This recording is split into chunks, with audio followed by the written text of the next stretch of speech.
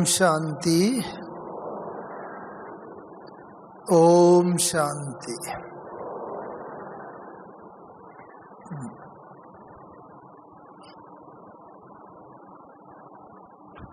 आप सभी बाबा के बच्चों के लिए जो भिन्न भिन्न सालों से ज्ञान में चल रहे हैं और यहाँ पर आए हैं, उनके लिए कोई आज का विषय कोई नया तो नहीं है। माया जीत, विकर्मा जीत, कर्मातीत, ये सब शब्दावली जो है हम सब लोग मुरलियों में यदा कदा सुनते भी रहते हैं, क्लासों में सुनते रहते हैं, भट्टियों में जब आते हैं तब सुनते हैं इन सब बातों को। और हम सबका प्रयास भी यही रहता है कि हम सब भी हर चीज़ में विजय प्राप्त करें, जीत, माया जीत। जहाँ जीत होती है वहाँ खुशी होती है। चाहे माया जीत हो, चाहे विकर्मा जीत हो, चाहे कोई भी कमजोरियों पर विजय प्राप्त का प्रयास हो। और जैसे ही हम सब बच्चों को विजय मिलती है तो खुशी होती है, आनंद होता है। तो इस बात को हम लोग थोड़ा सा और जरा आज डिटेल में समझने का प्रयास करेंगे। माया जीत। अक्सर करके जब से हम ज्ञान में आते हैं, आप याद करो अपने शुरू के दिनों को, जब पहले दिन से लेकर के पहला सप्ताह, पहला मास वगैरह आए होंगे, मुरली सुननी शुरू हुई होगी, तो माया का नाम तो बाबा के नाम के साथ साथ सदा सुनते ही आते हैं। बाबा भी कई बार कहता है बाबा तो सर्वशक्तिवान है ही, लेकिन माया भी कोई कम शक्तिवान नहीं है। माया भी मेरे बच्चों को हिला देती है। तो माया का भी हम सब जानते हैं। बाकी कई बार हम लोग माया और विघन, इन दो शब्दों को मिला देते हैं। विघ्न और माया, इनमें क्या अंतर है? ख्याल आता है विघ्न में और माया में क्या अंतर है? विघ्न, मैं समय नहीं लेता ज़्यादा, विघ्न जो होता है वो बाहर से आता है और माया अंदर से आती है। कोई विघ्न हुआ, मानो आप क्लास में जाने के लिए घर में तैयार हुए, सब तैयारी है, बाहर निकले, देखा भाई स्कूटर में या कार में या साइकिल जिसमें जा रहे हों उसमें पंचर है, उसमें हवा नहीं है, या कोई और प्रॉब्लम हो गई, स्टार्ट नहीं हो रहा है, क्या करें? तो ये माया नहीं, ये विघ्न है, प्रॉब्लम है, समस्या है। लेकिन इसके बाद अब जो अंदर संकल्प कमजोरी के पैदा होंगे, क्या करें, कैसे करें, आज तो गुरुवार का दिन है, भोग का दिन है, जाना था, बाबा को भी खास हमने याद भेजी थी, आदि आदि। तो अंदर जो और संकल्प उठते हैं, अब क्या करें, चलो अब क्लास में नहीं जाते, बाद में देख लेंगे, मुरली पढ़ लेंगे। तो जो भी कुछ कमजोरी के संकल्प उठते हैं तो वो जैसे कि माया के संकल्प। तो इसीलिए विघ्न जो है स्थूल रीति से कोई भी आता है, वो जैसे बाहर से आता है, समस्या शुरू होती है, और जो माया है वो अंदर से आती है। एक तो ये हम लोगों को समझ लेना चाहिए। कई बार हम कोई स्थूल चीज़ को भी भाई देखो माया आ गई, ये कह देते हैं, मोटे तौर पर नहीं। दूसरी बात, जब पहले दिन से ही हम लोगों को बताया जाता है कि अपने विकारों को जीतना है, कमजोरियों पर विजय प्राप्त करनी है, ऐसी बात होती है ना।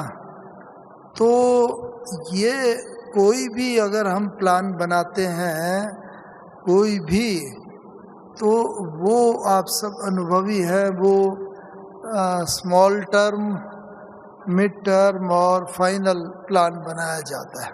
शॉर्ट टर्म पहले थोड़े समय का प्लान, फिर मध्यम समय का, मानो 1 मास बाद हमारे घर में कोई प्रसंग है, शादी है या कोई हमारे यज्ञ में मेला हो रहा है या बड़ा सेवा का कार्यक्रम हो रहा है, कोई भी कार्यक्रम, तो थोड़ा प्लान बनाया जाता है कि भाई अभी से हमें क्या काम शुरू कर देना है, हफ्ते भर में ये काम पूरा कर लेना है, फिर 15-20 दिन के अंदर ये प्लान पूरा कर लेना है, इसको करना है ये काम, और अंतिम जब 1-2 दिन रह जाते हैं तो पूरा फाइनल हर चीज़ की जैसे तैयारी हो जाती है।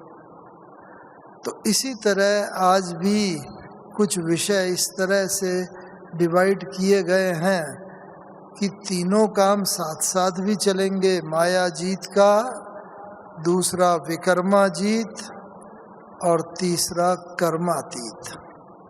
तो ये तीनों, भले कर्मातीत हम अंत में बनेंगे, बाबा भी कहता है कर्मातीत बनने के लिए पुरुषार्थ है हम सबका, लेकिन पहले हम जैसे शुरू की स्टेजों में हमें जैसे माया जीत, माया यानी जो हमारी इनिशियल अंदर की कमजोरियां हैं, जो बातें रुकावट डालती हैं हमारी प्रोग्रेस में, उन पर पहले हमें अपना विशेष ध्यान देना है। आप सबको मालूम है, जब से आप लोग ज्ञान में आए तो शुरू में आप लोगों को स्थूल चीज़ों पर मेहनत करनी पड़ी होगी, जैसे भाई बाहर का खाना पीना, ये तो समाज में चलता है, तो उसको बाबा ने बताया वो तो पवित्र नहीं है, तो पवित्र भोजन ही ग्रहण करना है, वो छूटा धीरे धीरे। फिर और पहले तो देर में सोकर उठते थे, फिर बाबा ने बताया नहीं, अमृत वेला बहुत शुद्ध वेला है, इस समय जो भी हम कामना करते हैं वो कामना पूरा करने के लिए बाबा बंधा हुआ है। तो इसीलिए वो इच्छा अपने हर एक के मन में इच्छा होती है, मैं प्रोग्रेस करूं, आगे बढ़ूं और ऊंचा जाऊं, इसीलिए वो चीज़ होती है। और स्थूल बहुत सारी चीज़ें जितने होते हैं जो हमारे स्थूल विकार है, काम, क्रोध, लोभ, मोह, अहंकार, धीरे धीरे उन पर जैसे ही पता चलता है उन पर विजय प्राप्त करने की कोशिश करते हैं, भले शुरू में न हो। तो इस तरह ये माया जीत बनने का पुरुषार्थ तो हमारा लगभग पहले दिन से, दूसरे दिन से, या जब से ज्ञान को समझा है, बुद्धि में बैठाया है, तब से हमारा जैसे ये शुरू हो जाता है। सभी का चल ही रहा होगा, चलता ही है और चलना भी चाहिए, लेकिन कई बार चलते चलते ये भी महसूस होता है कि भाई मुझे चलते चलते इतने दिन हो गए, इतने महीना हो गया, या ये वर्ष बीत गया, लेकिन योग अभी भी मेरा ठीक नहीं लग रहा है। बुद्धि जो है, बस योग में हम बैठते हैं, बुद्धि भाग जाती है, कभी बुद्धि परिवार की तरफ चली जाती है, कभी धंधे की तरफ चली जाती है। ऐसा अक्सर करके हम सबका अनुभव है। आधा घंटे योग में बैठते हैं अगर, तो 10 मिनट ध्यान लगेगा, 20 मिनट बुद्धि भाग जाएगी। या ज़्यादा प्रैक्टिस करते चलेंगे धीरे धीरे धीरे, तो ध्यान में ज़्यादा लगने लगेगा, व्यर्थ में कम जाएगी। लेकिन ये बात कभी कभी हमारे मन में थोड़ी सी थोड़ी निराशा सी पैदा कर देती है कि जितना हम चाहते हैं उतनी प्रोग्रेस नहीं। मुरली की पॉइंट सुबह सुबह पूरी मुरली सुन के जाते हैं, इतनी सारी पॉइंट होती हैं, धारणा के लिए मुख्य पॉइंट होती हैं, वरदान होता है, स्लोगन होता है, सब कुछ होता है, अव्यक्त इशारे होते हैं बाबा के। लेकिन फिर अगर कुछ समय के बाद स्मृति में लाएं, याद नहीं आता है, कोई एक आध पॉइंट आती है। ऐसा है ना हम सबका अनुभव। तो पहली बात तो इससे हमें एकदम निराश नहीं होना चाहिए। कहीं ना कहीं अगर कोई ना कोई बात में डिज़ायर्ड रिजल्ट नहीं मिल रहे हैं, जो हम चाहते हैं सफलता पाना, वो सफलता अगर नहीं मिलती है तो हमें इसमें धीरे धीरे देखना है, अपने अंदर झांकना है किस कारण से नहीं मिल रही।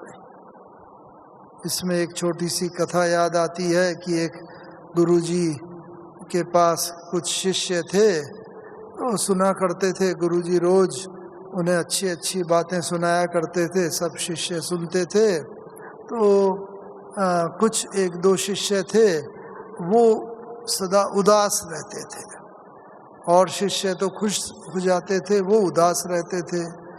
तो गुरुजी ने बुलाकर पूछा कि भाई तुम इतना उदास क्यों रहते हो? गुरुजी क्या बताऊं कि आप तो इतनी अच्छी अच्छी बातें बताते हैं, लेकिन मेरी बुद्धि में बैठती नहीं है, एक भी बात याद ही नहीं रहती है, निकल जाती है।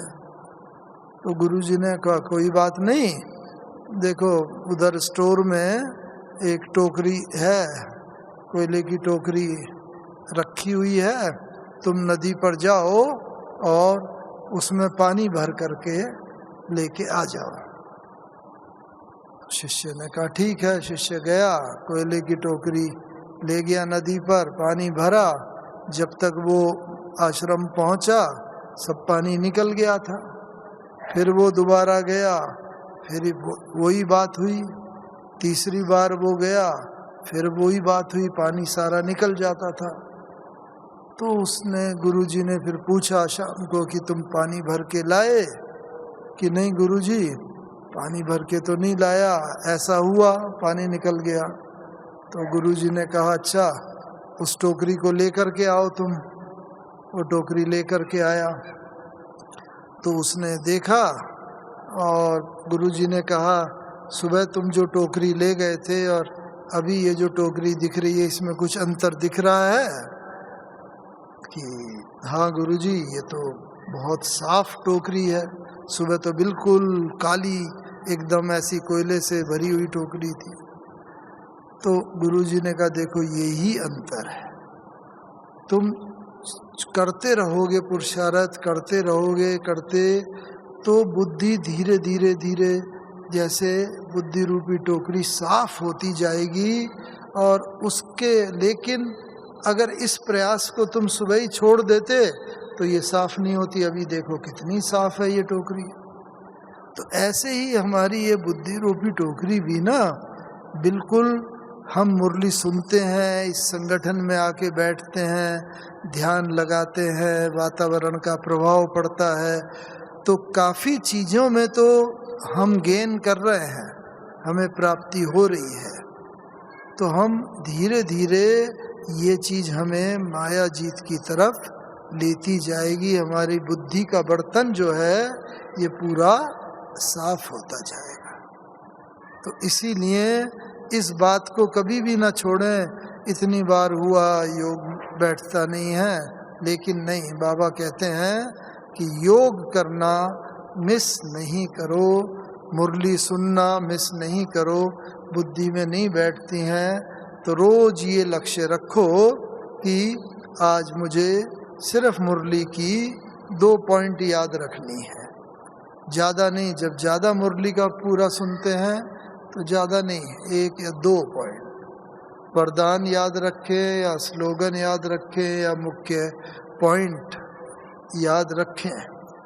कम याद का लक्ष्य रखेंगे 1 या 2, और उसे ज़रूर लिख कर के अपनी पॉकेट में रख लें जिससे कि कभी जैसे ही भूले तुरंत उसे निकाल के याद करके पढ़ लें, फिर उसे रख लें, फिर घंटे 2 घंटे बाद याद करने की कोशिश करें, क्या पॉइंट थी, याद नहीं आएगी, फिर उसे निकाल के देख लें, तो आप देखोगे कि थोड़े दिन में ही अपने आप बुद्धि उस चीज को ग्रास्प कर लेगी।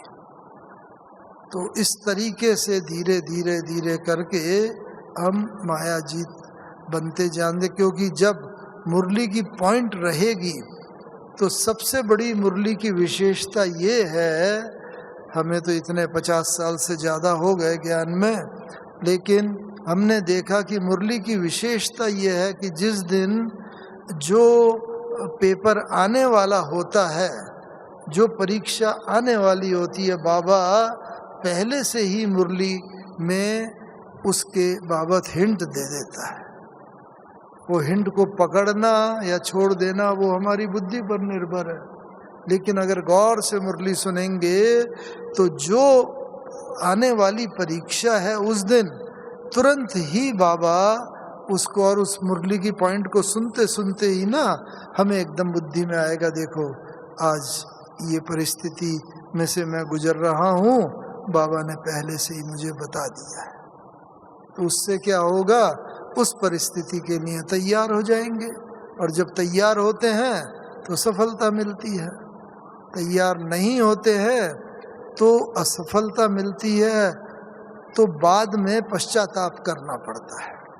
अगर कोई परिस्थिति आई, कोई कहा सुनी हो गई, क्रोध आ गया, क्रोध में आपने भी बोल दिया, और बाद में चाहे जितना भी पश्चाताप करे, जो क्रोध कर लिया उससे जो विकर्म बनने थे वो तो बन गए। इसीलिए इसमें ब्यूटी यही होगी कि जब ये ध्यान रहेगा तो जो परिस्थिति आने वाली होगी उसका पहले से आभास हो जाएगा, तो वो उससे हम क्या है, और जैसे ही हम माया जीत बनते चले जाते हैं ना, क्योंकि जब पहले से आभास हो गया उसमें सफलता पाएंगे तो बस बहुत सफलता होगी और बहुत अच्छा हो जाएगा। तो इसीलिए एक बात तो ये ख्याल, और जब जीतते जाते हैं, जितना माया जीत बनते जाएंगे उतना उतना खुशी होगी, आनंद होगा, उमंग बढ़ेगा, उल्लास बढ़ेगा, और बाबा की बातें जो जो बाबा कहता है वो हम और आगे बढ़ते जाएंगे। फिर इसमें क्या, तो शुरू की स्टेजेस में तो विकारों पर हमारी विजय प्राप्त खास होती है। मुख्य मोटे विकार काम, क्रोध, लोभ, मोह, अहंकार, फिर इनके भी बहुत बहुत बाल बच्चे हैं, क्योंकि मोटे विकार तो बाबा ने 5 बताए हैं, लेकिन इनके ईर्ष्या, द्वेष, घृणा, बदला लेने की भावना, निगेटिविटी, नकारात्मकता आदि आदि, तो हम धीरे धीरे चलते चलते, हमें पता नहीं चलता, लेकिन हम में काफ़ी परिवर्तन आने लगता है, अंदर ही अंदर बहुत परिवर्तन। बस शुरू में तो पहले भोजन बाहर का छोड़ने में दिक्कत होगी, बाद में धीरे धीरे खुद ही बाहर के भोजन से घृणा आने लगेगी, इच्छा ही नहीं होगी जो ऐसा भोजन है, विकारी भोजन है, जो दूसरे ऐसा भोजन है, प्याज लहसुन वगैरह, किसी से भी बस दूर से ही जैसे उससे घृणा होने लगेगी। तो हम ऑटोमेटिकली ये हमने फर्स्ट स्टेज क्रॉस कर ली, पता नहीं चलता है, और कब सेकंड स्टेज विकर्मा जीत की स्टेज की तरफ आ जाते हैं। तो धीरे धीरे शुरू में ही कुछ मास में ज़्यादातर करके काफ़ी जल्दी ही वातावरण के प्रभाव से, और ये हम लोगों के अंदर जो स्थूल विकर्म है उनसे तो हम धीरे धीरे धीरे धीरे काफ़ी हद तक छुटकारा पा लेते हैं। जो स्थूल रीति से बाबा ने भी मुरली में कई बार बोला, बच्चे कर्मेंद्रियों से कोई विकर्म नहीं करना है, बाकी मनशा में और वृत्ति में तो तूफान थोड़ा अंत तक आते रहेंगे, लेकिन कर्मेंद्रियों से विकर्म नहीं करना है। तो इसीलिए कोई भी नहीं चाहेगा स्टूडेंट कि मैं जिस क्लास में हूँ उस क्लास में पढ़ा ही रहूँ। अगर 4th क्लास में हूँ तो 4th में ही पढ़ा रहूँ 2-3 साल तक, हर साल पास होके आगे बढ़ना चाहता है। तो पहली स्टेज तो हमने पूरी कर ली, और अब हर एक यहाँ पर अच्छी तरह देख ले कि कर्मेंद्रियों से तो मेरे कोई और विकर्म नहीं हो रहे हैं। क्रोध बहुत एकदम मुंह से निकल रहा है, कोई ऐसे अपशब्द निकल रहे हैं, बच्चों को मारने की भी बात आ रही है, पिटाई की बात आ रही है, या कोई भी क्रोध, लोभ, मोह, अहंकार, ऐसा कोई भी विकार कर्मेंद्रियों से ना। और मैं समझता हूँ यहाँ तो जो भी आए हुए हैं ज़्यादातर कर्मेंद्रियों पर तो विजय पाई हुई है। मंशा से मैं भले अभी तक आते हूँ। एक बार बाबा ने भी बताया था गुलजार दादी के थ्रू कि बच्चों में विकार पर तो जीत बच्चों ने पाली है काफ़ी हद तक, लेकिन व्यर्थ के ऊपर अभी तक विजय नहीं हुई पूरी।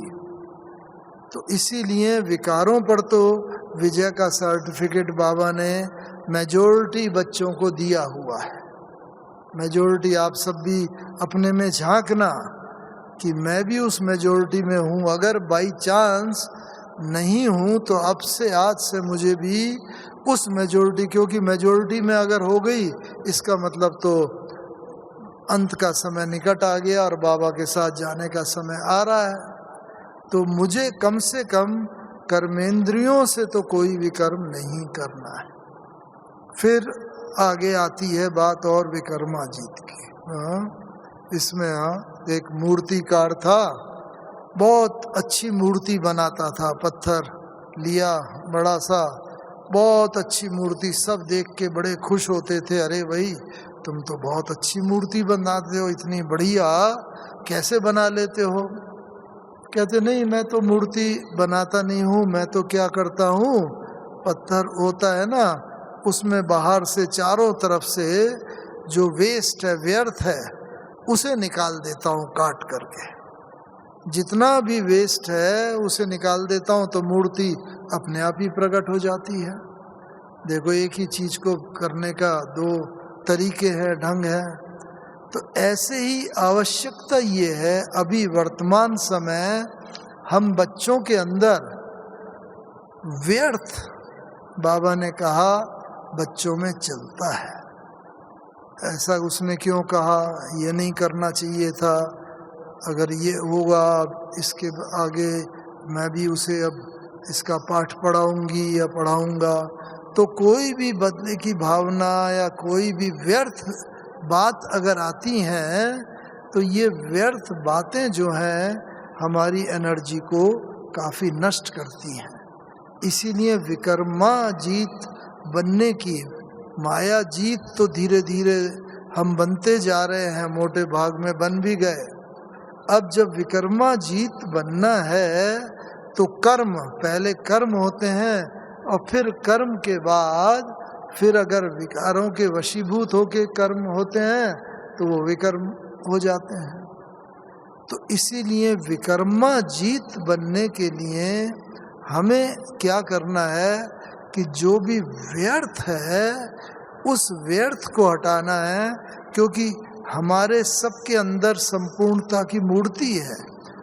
हम देखने में भले साधारण मनुष्य जैसे हैं, लेकिन हम सब के अंदर वो लक्ष्मी नारायण देवी देवताओं के वही सारे गुण शक्तियाँ वो सब छिपे हुए हैं, वो मूर्तियाँ हैं। हम वास्तव में वो ही मूर्तियाँ हैं और वो धीरे धीरे प्रकट होती जाएंगी अगर चारों तरफ से हमारा ये व्यर्थ का जो है, जो बाबा निकाल रहा है मूर्तिकार के रूप में, वो व्यर्थ निकलता जाएगा तो हम संपूर्ण बनते चले जाएंगे। तो अभी आवश्यकता हमें ये है कि सूक्ष्म रीति से अपने को देखना, और सबसे सूक्ष्म जो होता है, हम सब ने पहले दिन का ही पाठ पढ़ा हुआ है सभी ने, कौन सा, आत्मा किन चीज़ों की बनी है, क्या क्या है आत्मा में? मन, बुद्धि, संस्कार। देखो मन जो है सबसे सूक्ष्म है, तो इसीलिए, और मन का काम ही है सोचना, सोचता रहेगा, कोई ना कोई इच्छाओं की उत्पत्ति होती रहेगी मन के अंदर। हाँ, एक राजा के दरबार में एक वो आया भिक्षा पात्र लेके, एक सन्यासी आया, छोटा सा ही भिक्षा पात्र था उसका। उसने राजा से कहा कि राजन, मेरे इस भिक्षा पात्र को आप भर दो दान से। तो राजा ने कहा, अरे ये कौन सी बड़ी बात है। उसने अपने सेनापति, मंत्री आदि को बुलाया कि जाओ और कोषागार से अशर्फियाँ और सोना चांदी भर लाओ और इसको भर दो। तो वो आया, लेकर के आया मंत्री, और उसने डाल दिया, लेकिन वो भरा ही नहीं, भले छोटा था देखने में, भरा नहीं। फिर वो दोबारा गया, फिर लाया, फिर नहीं भरा। ऐसे अनेक बार वो गया और भर भर के लाया, लेकिन उसके अंदर सब समाता जा रहा था, वो भर नहीं रहा था भिक्षा पात्र उसका। तो बड़ा आश्चर्य हुआ राजा को भी। राजा ने कहा, महाराज ये तो बड़े आश्चर्य की बात है, इतना सारा जो आपको धन धान्य दिया जा रहा है और वो ये भर ही नहीं रहे उससे। तो उसने कहा, सन्यासी ने, महाराज इस भिक्षा पात्र की एक विशेष बात है। क्या? ये भिक्षा पात्र जो है मनुष्य की खोपड़ी का बना है, सिर का बना है, खोपड़ी का, और खोपड़ी के अंदर इधर मन होता है। तो मन का तो ये संस्कार ही है, मन कभी भी इच्छाओं से तृप्त नहीं होता। एक इच्छा पूरी हुई, 4 और इच्छाओं का जन्म हो जाएगा, 4 इच्छा पूरी हुई, 8 और इच्छाओं का जन्म हो जाएगा। इसलिए इसमें आप जितना भी डाल रहे हैं ना, वो सब इसके अंदर समाता जा रहा है। इसीलिए कहा है कि मन जीते जगत जीत। मन को जिसने जीत लिया उसने जगत को जीत लिया। मन के हारे हार है, मन के जीते जीत।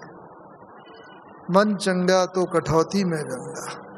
तो हमें सबसे पहले अपने को ये देखना है, समय प्रति समय सुबह उठकर जितनी भी बार जब संभव हो, कि मेरा मन जो है कहाँ कहाँ भाग रहा है। पहले तो योग में देखो, योग में बैठते हैं अमृत वेले उठ के फ्रेश होके, योग में तो कहाँ भाग रहा है। तो जहाँ मन भाग रहा है इसका मतलब मेरी वहाँ पर आसक्ति है, वहाँ पर मेरी इच्छा है, अपूर्ण इच्छा है, वो इच्छा पूर्ण नहीं हो रही है, इसीलिए मन बार बार वहाँ भाग रहा है। उसको आइडेंटिफाई करो किस किस जगह, और फिर देखो कि मन जब बाद में बैठो दोबारा, उसमें मन उधर भाग तो नहीं रहा है। ब्रह्मा बाबा का भी मन भागता था। मुझे बाबा के साथ रहने का काफ़ी 7-8 साल मौका मिला, और मैंने देखा कि बाबा के बाद 2 डायरियाँ थी, और डायरी में बाबा लिखा करते थे। तो आप सब लोगों ने वो तो सुना ही है। एक तो पाठ बाबा ने ये पक्का किया था, क्योंकि व्यक्ति की मनोवृत्ति कहाँ जाती है, पत्नी, पति, बच्चे और संबंधी, बिजनेस, सब तरफ जाती है। तो बाबा ने पहले ये लिखा था, मैं आत्मा हूँ, जसोदा आत्मा है, निर्मला आत्मा है, लड़की का नाम था निर्मला, नारायण आत्मा है, आदि आदि। तो ये लिख कर के बाबा ने पक्का किया, बहुत बार लिखा। तो हम लोग भी अपने को चेक करें कि मैंने कितनी बार लिख करके पक्का किया है, जहाँ जहाँ मेरी बुद्धि भागती है वो पक्का कैसे किया है। और वो पक्का अगर होगा तो उसका रिजल्ट क्या होगा। कोई भी चीज़ होती है अगर उसमें हम सफल होते हैं तो उसकी रिजल्ट देखने में आती है ना। तो बाबा की क्या रिजल्ट देखने में आती थी कि बाबा के पास हम लोग जाते थे, बाबा कहे आओ बच्चे आओ, मीठे बच्चे आओ, प्यारे बच्चे। बस बाबा ने हाथ फैलाया, नैनों में देखा या भ्रकुटी में देखा, और बस हम तुरंत ही विदेही हो जाते थे, अशरीरी हो जाते थे। क्यों? क्योंकि बाबा अशरीरी हो गए थे ना। सबका देख देख के देह नजर ही नहीं आती थी, ये भी आत्मा है, ये भी आत्मा है। जो भी पार्टी वाले आते थे सब आत्मा आत्मा, तो बाबा जैसे ही कहते थे और तुरंत ही फिर बाबा आओ बच्चे आओ आओ। थोड़ी देर के बाद बाबा ऐसा करते थे और इसके बाद हम जैसे दिल तो नहीं होती थी एकदम आने की, लेकिन बाबा के जैसे नैनों में देखा, बाबा टोली खिलाते थे, हाल चाल पूछते थे और जो भी बात होती थी करते थे। नाम पूछा फिर वो चला जाता था, दूसरा आता था। लेकिन ब्यूटी यही होती थी, अभी विदेही बनने के लिए हम थोड़ा पुरुषार्थ करते हैं, मैं आत्मा हूँ, इस शरीर से न्यारी हूँ। और पहले बाबा में इतनी शक्ति थी कि आए गए तुरंत विदेही हो जाते। तो एक तो ये हमें विकर्माजीत बनने के लिए मन, इसके ऊपर ये विजय प्राप्त करनी कि मन में तो इच्छाएं होंगी, क्योंकि मन का तो काम ही है इच्छा करना। तो इसीलिए, और जब इच्छाएं होंगी तो इच्छाओं की जब पूर्ति नहीं होती है तो क्रोध आता है। मानो मैं मन में कोई इच्छा हुई, मेरा बच्चा ये मेरी इस बात को माने, पढ़ने बैठे, पढ़ाई करे, मैंने कहा उसे पढ़ने नहीं बैठा, मुझे क्रोध आएगा। इच्छाओं की पूर्ति नहीं होती है तो क्रोध आता है। तो इस कारण से हमें ये देखना है विकर्माजीत हम बनते जा रहे हैं धीरे धीरे। तो हमें उसके लिए क्या अभ्यास करना पड़ेगा? बाबा ने भी देखो, साधारण बात नहीं थी, ब्रह्मा बाबा भगवान का रथ, फिर भी बाबा ने देखा मैं भी जब योग में बैठता हूँ तो मेरी भी बुद्धि भाग जाती है। तो बाबा ने क्या करा? बाबा ने मन को पत्र लिखा, हे मन, मैं तुझे कहता हूँ कि तू मन मेरा मंत्री है और मैं आत्मा राजा हूँ, फिर भी तू जो है इधर उधर भागता रहता है और तुमने मुझे अपना गुलाम बना लिया। मैं राजा हूँ फिर भी, अब मैं भी तेरे पीछे पीछे भागता रहा।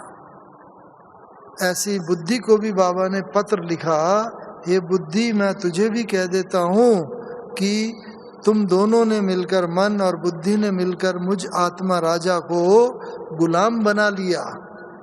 हम सब वास्तव में अपने मन के, देखा जाए तो मन और बुद्धि के गुलाम हो गए ना। बाबा ने रियलाइज किया उसे और उसके बाद लिखा। फिर बाबा ने कहा, लेकिन हे मन, हे बुद्धि, अब मैं तुम्हें कह देता हूँ कि मैं आत्मा राजा अपनी स्वस्थिति की सीट पर स्थित हो गया हूँ। अब मैं तुम्हारे पीछे नहीं भागूंगा, तुम्हें मेरा हुक्म मानना पड़ेगा। और बाबा ने ये रियलाइज किया, पहले बाबा हुक्म दे देते थे तो मन बुद्धि नहीं मानते थे। क्यों? क्योंकि अपनी जो सीट है उस सीट पर सेट हो करके हुक्म देना होता है। कोई राजा है, कोई लीडर है, कोई पॉलिटिशियन है, प्राइम मिनिस्टर, प्रेसिडेंट, अगर सीट पर बैठ कर के ऑर्डर करेगा तो सब उसका ऑर्डर मानेंगे।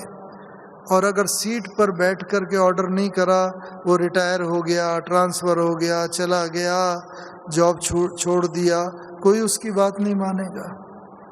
ऐसे ही हम चाहते तो हैं, मेरा आज किसी से कहा सुनी हो गई, क्रोध आ गया तो हम कहेंगे, हे सहन शक्ति आओ, मेरे पास आओ, मुझे सहन करने की शक्ति दो।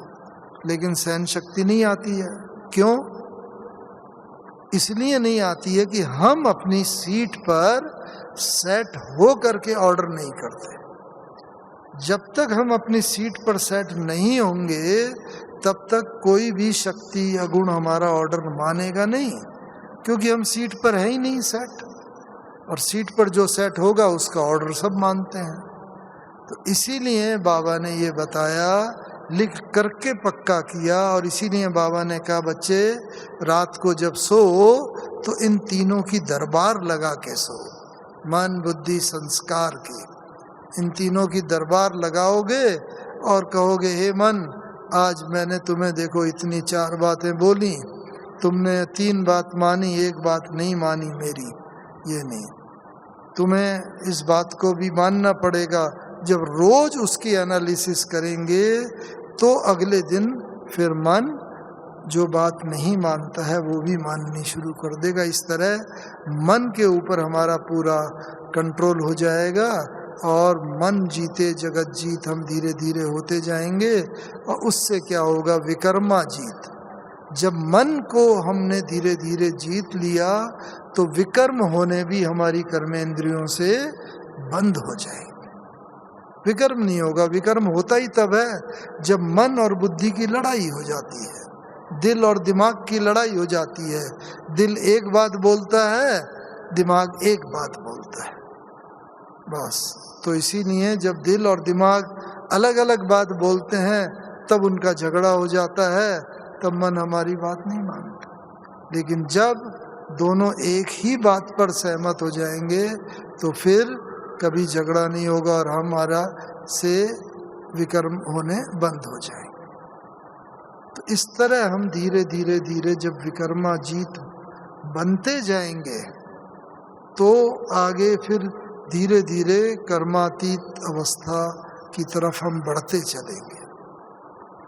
3 प्रकार के प्रॉब्लम सबके सामने आते हैं, उन्हें कहते हैं आदि, व्याधि और उपाधि। यानी शरीर की समस्या आएगी, बीमारी की, या धन की समस्या, या संबंधियों की समस्या, ये कोई भी। लेकिन हम उनके उत्तर बाहर ही ढूंढते हैं, स्थूल चीजों में ही उत्तर ढूंढने लग जाते हैं, इसीलिए उसमें भटक जाते हैं। वास्तव में उनका उत्तर है कहाँ? आदि, व्याधि, उपाधि कोई हो, लेकिन इसका उत्तर है समाधि।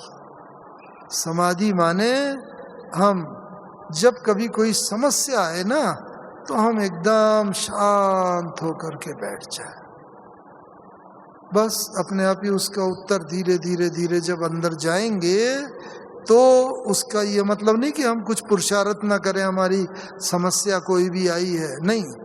पहले किसी लौकिक वाले को याद ना करें। उसके लिए भी कहते हैं ना, जब द्रौपदी का चीरहरण हो रहा था तो उसने भगवान को बोला, हे प्रभु आपने आने में बहुत देरी करी, मेरा चीरहरण हो रहा था। तो भगवान ने यही बोला कि हे द्रौपदी तुम याद करो, तुमने किसको याद किया? जब तुम्हारा चीरहरण हो रहा था पहले तुमने अपने 5 पति की तरफ देखा, फिर गुरु द्रोणाचार्य, फिर भीष्म पितामह, फिर सबकी तरफ देखा। जब हर एक सिर झुका के बैठा रहा, कोई तुम्हारी मदद को नहीं आया, तब तुमने मुझे याद किया और मैं तुरंत आ गया तुम्हारी रक्षा के लिए। हम सबके साथ भी ऐसा ही होता है, हम सबके साथ भी ऐसा ही होता है। कोई समस्या आती है तो हमें कोई संबंधी याद आता है, कोई व्यक्ति याद और आता है, कोई परिस्थिति याद आती है जो इससे ये हमारी परिस्थिति कंट्रोल में हो जाएगी। लेकिन जब ये परिस्थितियों से नहीं होती, भगवान बहुत देर में याद आता है। और बाबा ने तो कहा है, एक शब्द बाबा ने दिए हुए, पता है क्या?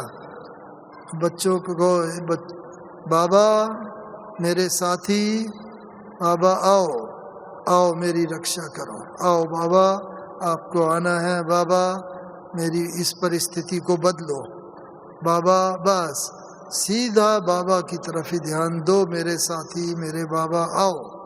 और मैंने तो बहुत बार अनुभव किया है, जब बाबा को याद करते हैं ऐसे इन शब्दों से, तो बाबा जैसे तैयार बैठा है, वो परिस्थिति देखते ही देखते बदल जाती है और विजयी बना देती है। साधारण नहीं है ये बात। ये धीरे धीरे ये परिस्थिति जब आती जाती है तो विकर्मा जीत आत्मा बनती जाती है। और अंदर, इसीलिए अंदर भागना चाहिए। हाँ, एक साधु के पास लोग आए, कुछ बैठे हुए थे अपनी समस्या के लिए। साधु दूसरों से बात कर रहा था, इतनी देर में भूचाल आया, एकदम अर्थक्वेक आया बड़ी तेजी से। वो साधु की झोपड़ी हिलने लगी और सारे जितने चेले वगैरह थे सब भागे, ये तो गिरने वाली है। उसकी टीन का छप्पर उड़ने लगा, तो बस सब भागे बाहर और सब ने कहा, अरे महाराज आप भी बाहर आइए, ये तो चोट लग जाएगी आपको, ये छप्पर उड़ रहा है।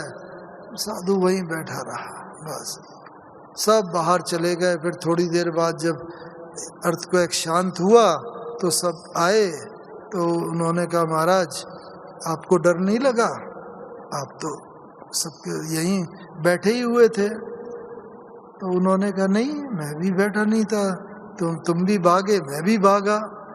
तो कहाँ भागे? आप तो बैठे ही हुए थे। कि नहीं, फर्क ये था कि तुम बाहर भागे और मैं अंदर भागा, अपने अंदर। और अंदर जब मैं भागा, अंदर एकांत में मैंने ध्यान किया, मुझे उसका सरल हल मिल गया और किसी प्रकार का भी नुकसान नहीं हुआ। तो आवश्यकता ये है अपने अंदर भागने की। इसका अनुभव अगर हो जाए ना धीरे धीरे, तो आत्मा अंदर जैसे ही जाएगी उसको हल इसका मिलता जाएगा। फिर इसके बाद हाँ, लास्ट में कर्मातीत अवस्था हम सबको बननी है। उसका तो मैं सीधा ही बाबा का ही उदाहरण दे देता हूँ, क्योंकि बाबा की कर्मातीत अवस्था देखने का मुझे मौका मिला। हाँ, और बाबा और मम्मा का एक एक उदाहरण दूंगा। तो बाबा मम्मा का तो कर्मातीत अवस्था, बाबा से जब पहले हम लोग मिलते थे, कितनी बार मिले होंगे, कानपुर में मिले, दिल्ली में 2 बार मिले, मधुबन में मिले, आदि आदि बहुत बार मिले।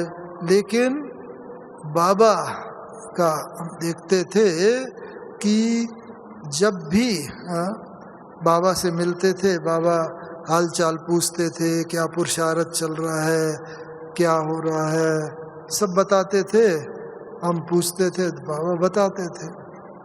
लेकिन 17 जनवरी 1969, हाँ, हम इंजीनियरिंग करने के बाद आसाम में पोस्टेड थे ONGC में, और बस बाबा ने युक्ति से अपने पास बुला लिया और 17 जनवरी को सुबह हम और हमारे लौकिक पिताजी, हम दोनों मधुबन बाबा के पास आ गए। और बाबा के पास आके बस देखा, बाबा की तो कर्मातीत अवस्था जैसे बिल्कुल बनी हुई थी। और सबसे बड़ा लक्षण पहला तो ये देखा कि बाबा के सम्मुख जाते थे, बस बाबा ने दृष्टि दी, और हमेशा तो पहले जब भी मिलते थे बाबा पूछते थे, हाँ बच्चे क्या प्रश्न है, क्या पूछ सोच करके आए हो। उस दिन बाबा ने कुछ भी नहीं पूछा, बस नैनों में देखा और बाबा ने कहा कि बच्चे ये पूछने आए हो, प्रश्न भी बता दिया, ये पूछने आए हो, अच्छा ऐसा कर लो, ऐसा हो जाएगा। 1 बार 2 बार 3, 2 दिन में 6 बार ऐसा हुआ, जब अलग अलग बातें लेकर के हम बाबा के सम्मुख गए और बाबा ने एक अक्षर भी नहीं पूछा और प्रश्न भी बता दिया और उसका समाधान। ये चीज है मन जीते जगत जीत। बाबा ने अपना मन इतना जीत लिया था, उसमें कोई भी व्यर्थ संकल्प नहीं आता था, तो दूसरे के मन के भाव को बाबा तुरंत पढ़ लेते थे। और पढ़ा तुरंत ही पढ़ नहीं लेते थे, पढ़ने के बाद उसका समाधान भी कर देते, प्रश्न का उत्तर भी देते। ये कर्मातीत अवस्था का एक लक्षण है। दूसरा लक्षण जो बाबा में देखा, बाबा में देखा कि उस दिन बाबा ने 17-18 जनवरी को ना कुछ पेंडिंग काम रहे हुए थे, बचे हुए काम, उस पे साइन करे। मानो नक्की लेक के पास जो म्यूजियम है हमारा, वो बिल्डिंग लेने की थी, तो वो बिल्डिंग पर साइन करा, वो बिल्डिंग ले लो। कुछ पत्र के उत्तर देने, पहले तो पत्रों लिख के आते थे और बाबा लिखते थे, उत्तर भी लिख करके देते थे। लेकिन उस दिन बाबा ने ईशु दादी से बोला, आज जितने भी पत्र लिखाने हो लिखा लो, कोई भी पत्र बिना उत्तर दिए हुए नहीं रह जाना चाहिए। क्योंकि बाबा को तो पहले ही आभास हो गया था कि आज मेरा अंतिम दिन है और आज मैं ये शरीर छोड़ने वाला हूँ। इसीलिए 18 तारीख को बाबा ने सब पत्रों के उत्तर लिख दिए, सब। रोज रात्रि क्लास होती थी, रोज रात को 9 बजे, लेकिन उस दिन बाबा ने रात्रि क्लास कराई 7 बजे। सब बोला, सबको अनाउंस कर दो आज बाबा क्लास शाम को 7 बजे कराएगा और सब भोजन करके आए। ये खास हिदायत दी थी, सब भोजन करके आए। तो सब भोजन करके आए और बाबा ने रात्रि क्लास कराई। क्योंकि बाबा को तो मालूम था क्लास के बाद बाबा देह त्याग करने वाला है, लेकिन बाबा ने कोई किसी को बताया नहीं था। ये 18 जनवरी की बात मैं बता रहा हूँ। और उस दिन रोज़ तो बाबा को कई बार कभी कभी खांसी भी आती थी, प्रॉब्लम कोई होती थी, लेकिन उस दिन बाबा ने जब मुरली चलाई तो पूरी मुरली में आधा घंटे 40 मिनट की मुरली में एक बार भी न बाबा को खांसी आई, न एक बार भी कफ साफ करने की जरूरत पड़ी। ये इस बात का सूचक है कि जब हमारी भी कर्मातीत अवस्था होगी तो हम भी शरीर के कर्म भोगों के ऊपर अपने योग बल से पूर्ण विजय प्राप्त कर लेंगे। बाबा ने जैसे संपूर्ण विजय प्राप्त कर ली थी शरीर के सब भोगों के ऊपर, तो इस तरीके से देखा, ये बाबा की अंतिम जो इच्छा वो देखा। उसके बाद बाबा ने, हम भी अपनी एक बात बता देते हैं लास्ट में, हम भी बाबा के सामने बैठे हुए थे और बस हमारे मन में बैठे बैठे एक संकल्प आया, बाबा कोई मतलब ना हमारे लिए कुछ बोले, बस इतना। बस हमारा संकल्प आने की देरी नहीं हुई और बाबा तो कर्मातीत अवस्था को प्राप्त हो चुका था। तो बाबा तक वो संकल्प पहुंचा और बाबा ने तुरंत ही जैसे उस संकल्प को कैच किया और बाबा ने तुरंत ही बस महावाक्य उच्चार दिए कुछ बहुत, कि देखो ये बच्चा मोहन है, बहुत मीठा बच्चा है, बस कभी किसी की निंदा नहीं करेंगे और बस अंत तक जरूर संपूर्ण बन जाएंगे, निंदा नहीं करेंगे। तो बाबा ने इस तरीके से संकल्प था, बाबा कुछ बोले और बाबा ने कुछ बोल करके बस छुट्टी ली। ऐसे बाबा दरवाजे तक गए और हिस्ट्री हॉल तो सबने देखा होगा ना, न देखा हो तो बाद में देख लेंगे। तो हिस्ट्री हॉल तक और वहाँ बाहर गए, बाबा के हाथ में दादी जी का हाथ, दादी प्रकाशमणि जी का, कमरे में गए बाबा और बस बाबा ने कहा कि बहुत पेन हो रहा है। दादी जी को बोला तो बाबा, दादी ने बोला बाबा कोई बात नहीं लेट जाओ। बाबा ने कहा नहीं बच्ची, बस ऐसे बाबा बाबा बाबा की याद में बाबा एकदम जैसे खो गया। तो शुरू में पेन बहुत था, हार्ट अटैक आया था। बाबा ने भी कई बार बोला है ना मुरलियों में कि सबसे अच्छी मृत्यु कौन सी होती है, हार्ट अटैक।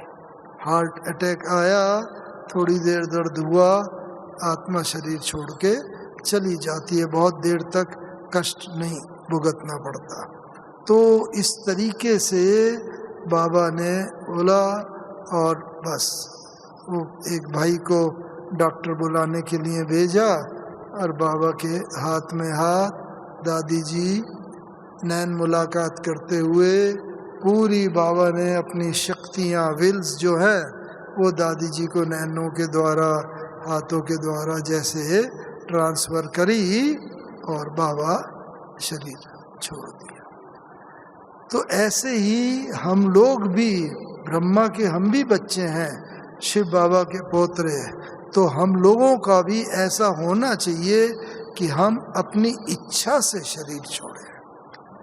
कुछ भी परिस्थिति आए, लेकिन अपनी इच्छा से शरीर हम तब छोड़ पाएंगे जब ये प्रकृति के जो 5 तत्व हैं जिनका ये शरीर ये बना हुआ है ना, इन शरीर के साथ हमारी पूरी मित्रता होगी और ये शरीर के 5 तत्व हमें पूरा साथ देंगे। साथ कौन देता है मित्रता में? आप सब लोग भी हैं ना, क्लास हुई, आपस में कुछ लोग बात करते हैं, जिन जिन के अंदर संस्कार सेम होते हैं तो सेम संस्कार होते हैं तो फिर वो बात करते हैं। ऐसे ही हमारा भी इन 5 तत्वों के साथ हमारे संस्कार मिलने चाहिए। मानो जल है, जल का संस्कार क्या है? जल का संस्कार है एडजस्ट होने का। गिलास में लो, गिलास में एडजस्ट हो जाएगा, कटोरी में लो, कटोरी में एडजस्ट हो जाएगा, चम्मच में लो, चम्मच में। ऐसे ही हमारा भी संस्कार अगर जल की तरह होगा कि हम हर एक के साथ एडजस्ट होके चल सकें, बाप बेटा, माता पिता, सास बहू, कोई भी हो, सबके साथ हमारे संस्कार एडजस्ट होके चलेंगे तो हम कभी भी जल हमारी मृत्यु का कारण नहीं बनेगा। इसी तरह पृथ्वी में मेन संस्कार है कि पृथ्वी दाता है। पृथ्वी भोजन देती है, सब तेल, पेट्रोल, डीजल, अन्न, गेहूं, चावल, सब चीज़ देती है। ऐसी हम भी सबके लिए दाता बन के चले। ये स्थूल चीज़ें देने की बात नहीं है, लेकिन ऐसा उसे दाता बने, प्रेम, स्नेह, सहयोग, सहिष्णुता, एक दूसरे को सहयोग, बस जिसमें कोई भी एक पैसा खर्च नहीं होता है। तो क्या होगा, पृथ्वी में चाहे जितने भी अर्थक्वेक आएंगे, भूचाल आएंगे, लेकिन चूंकि पृथ्वी को अपना हमने मित्र बना लिया तो पृथ्वी कभी भी उस भूचाल में हमारे साथ धोखा नहीं करेगी, हमारे प्राण नहीं हरेगी। क्यों? क्योंकि पृथ्वी के साथ तो हमने अपने संस्कार मिला लिए। इसी तरह वायु का बहुत तेज अगर बवंडर भी आया, वायु का साइक्लोन आया, लेकिन वायु का काम है क्या? हल्के होना। ऐसे ही हम जीवन में सदा हल्के रहें, भारी ना हो। किसी ने कह दिया और भारी अगर हो गए तो क्या होगा, फिर वायु के साथ संस्कार नहीं मिलेगा। देखो वायु और पृथ्वी में कितनी भिन्नता है। पृथ्वी हर चीज को नीचे खींचती है, वायु हर चीज को ऊपर उड़ाती है, लेकिन दोनों साथ साथ रहते हैं। साथ साथ रहने के बाद भी दोनों में विपरीत संस्कार है, लेकिन हमेशा साथ साथ रहते हैं।